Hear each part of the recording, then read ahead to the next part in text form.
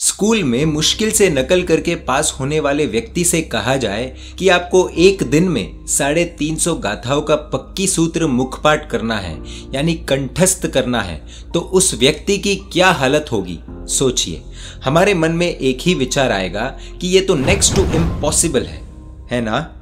युग प्रधान आचार्य सम पूज्यपाद श्री चंद्रशेखर विजय जी महाराज साहब की दीक्षा से पहले उनके जीवन से जुड़ा एक ऐसा प्रसंग देखते हैं जो अपने आप में एक चमत्कार है। दीक्षा से पहले उनका नाम इंद्रवदन की दीक्षा निश्चित हो गई थी और इंद्रवदन गुरुदेव पूज्य प्रेमसुरी दादा के पास वंदन करने के लिए गया। प्रेमसुरी दादा ने कहा कि इंदु, अब तुम्हारी दीक्षा निश्चित हो गई है।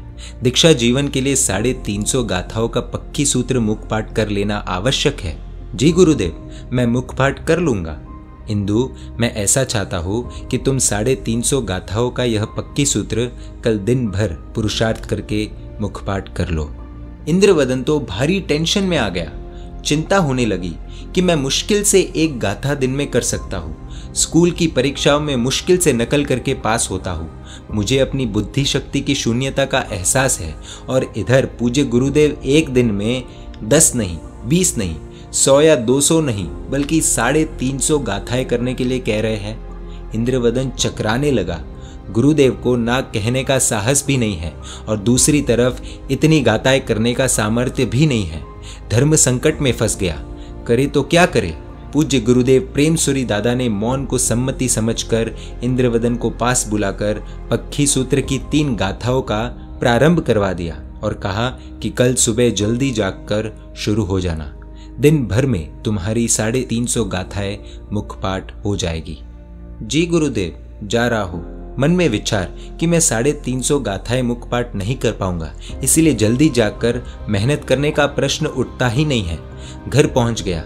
दूसरे दिन पूजादि नित्य क्रम में जुड़ गया। दोपहर भोजन के बाद गुरुदेव को वंदन करने के लिए गया। गुरुदेव ने पूछा, क्यों इंदु, कितनी गाथाएं हुई? इंद्रवदन ने हंसते हुए जवाब दिया, गुरुदेव, शुरू ही नहीं किया। क्यों? गुरुदेव, मेरे लिए यह असंभव कार्य है। मैं रोज 2 से 3 गाथाएं मुखपाठ करके पूरा कर दूंगा। उन भाग्यवान क्षणों में छोटे से बीज में ऐसे शक्तिपात रूप खाद और पानी का सिंचन होता है कि वह बीज भविष्य में विराट वट वृक्ष बनता है। प्रेमसुरी दादा बहुत ही वात्सल्य एवं भावपूर्वक अत्यंत सुयोग्य ऐसे इंद्रवदन को अपने पास बुलाकर मुट्ठी में वासक्षेप लेकर विशिष्ट मंत्राक्षरों के पाठ द्वारा वासक्षेप को मंत्रित करके अहोभावपूर्वक इंद्रवदन के झुके हुए मस्तक पर डालते हैं। गुरुदेव कान में कहते हैं कि मैंने तुम्हें विशिष्ट आशीर्वाद प्रदान किया है। तुम अपने संकल्पों विकल्पों को परे रखकर मुझ पर श्रद्धा रखकर घर जाकर तुरंत मुखपाठ करना शुरू कर दो। आज रात तक तुम्हारी 350 गाथाएं मुखपाठ हो जाएगी। तुम्हारा क्षयोपशम दिन प्रतिदिन अनवरुद्ध गति से वृद्धिमान होता रहेगा। विशिष्ट कोटि के सिद्ध महापुरुष द्वारा उत्तम कक्षा के पात्र में शक्ति का विनियोग हो गया।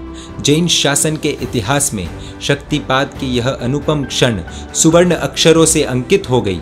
इसी शक्तिपात से ही अमोघ व्याख्यान शैली के स्वामी, 300 से अधिक पुस्तकों के लेखक, न्यायादि ग्रंथों के गहन अभ्यासी, परखंड स्वाध्यायी और अनेकों को अत्यंत सरल भाषा में न्यायादि का पाठ देने वाले महान शासन प्रभावक युग प्रधान आचार्य सम पूज्यपाद श्री चंद्रशेखर विजय जी महाराज साहेब का धरती पर अवतरण हुआ।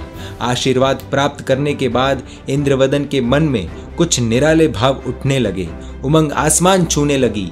सीधे घर जाकर कमरा बंद करके किताब खोलकर पक्की सूत्र का मुखपाठ शुरू हुआ। 1 गाथा, 2 गाथाएं, 20 गाथाएं, 50, 100, देखते ही देखते मात्र 5 ही घंटे में, यानी दोपहर 1:30 बजे से शाम 6:30 बजे तक 350 गाथाओं के पक्की सूत्र को मुखपाठ कर लिया। वो भी अटक अटक के बोले ऐसा नहीं, बल्कि सार्वजनिक सभा में बिना रुके तेज गति से बोला जा सके ऐसा मुखपाठ। ऐसा कहना शायद गलत नहीं होगा कि इंद्रवदन का नया जन्म हुआ। गुरुदेव द्वारा दिया गया टारगेट पूरा हो गया था। कोई और होता तो शायद वही रुक जाता, लेकिन यह आत्मा सामान्य नहीं थी। इंद्रवदन ने सोचा कि अभी भी समय है तो 50 और गाथाओं का भी मुखपाठ कर लो।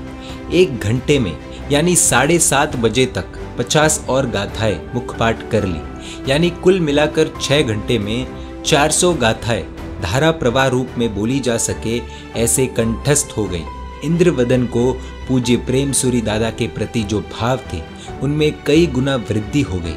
गुरुदेव के रूप में स्वीकृत प्रेमसूरी दादा अब इंद्रवदन को साक्षात भगवान लगे। उनका ईश्वरत्व समझ आ गया और फिर उनमें ही विलीन हो गया, एक तरह से गुरुमय हो गया। खुशी उनको नहीं मिलती जो जिंदगी को खुद की शर्तों से जीते हैं, खुशी उनको मिलती है जो दूसरों की खुशियों के लिए खुद की जिंदगी बदल देते हैं। पूज्य चंद्रशेखर विजय जी महाराज साहिब के शब्द, आज मैं जो कुछ भी हूँ वह मात्र उन महापुरुष उस भगवान की बदौलत ही हूँ। उत्तम गुणवान सुपात्रों में शक्ति का विनिमय करने वाले पूज्य प्रेमसूरी दादा को अंतर्मन से वंदन और प्रेमसूरी दादा जैसे महापुरुष द्वारा शक्तिपात को ग्रहण करके शासन की अद्भुत प्रभावना करने वाले पूज्यपाद श्री चंद्रशेखर विजय जी महाराज साहेब को वंदन वंदन और बार बार वंदन। युग प्रधान आचार्य सम पूज्यपाद चंद्रशेखर विजय जी महाराज साहब का कालधन श्रावण सुदी दसम के दिन आज से ठीक 9 साल पहले हुआ था। अंग्रेजी कैलेंडर के हिसाब से इस वर्ष में 29 जुलाई 2020 के दिन पूज्य श्री की पुण्यतिथि है। इसी दिन समग्र विश्व के कल्याण हेतु विश्व में कोरोना आदि महामारी से घिरे समस्त जीवों को परम शांता एवं समाधि मिले, इस हेतु हम सबको घर पर ही आईएमबिल करने की प्रेरणा है। आईएमबिल करने वाले आराधकों से अनुरोध है कि www.yugpradantrust.com वेबसाइट पर जाकर आप अपना नाम रजिस्टर करें। परमात्मा के आज्ञा विरुद्ध कुछ भी कहा हो तो मिच्छामि दुक्कडम। पूज्य चंद्रशेखर विजय जी महाराज साहब के बारे में और भी अद्भुत जानकारी आने वाले वीडियोज में आप कल्याण मित्रों के साथ शेयर करेंगे। देखने के लिए आपको Jain media YouTube channel subscribe कर नोटिफिकेशंस के लिए बेल आइकन प्रेस करना होगा, जिससे जब भी हम कोई वीडियो अपलोड करें आपको नोटिफिकेशन द्वारा जानकारी प्राप्त हो सके। आप हमें फेसबुक और इंस्टाग्राम पर भी फॉलो कर सकते हैं। जय जिन शासन, जय महावीर।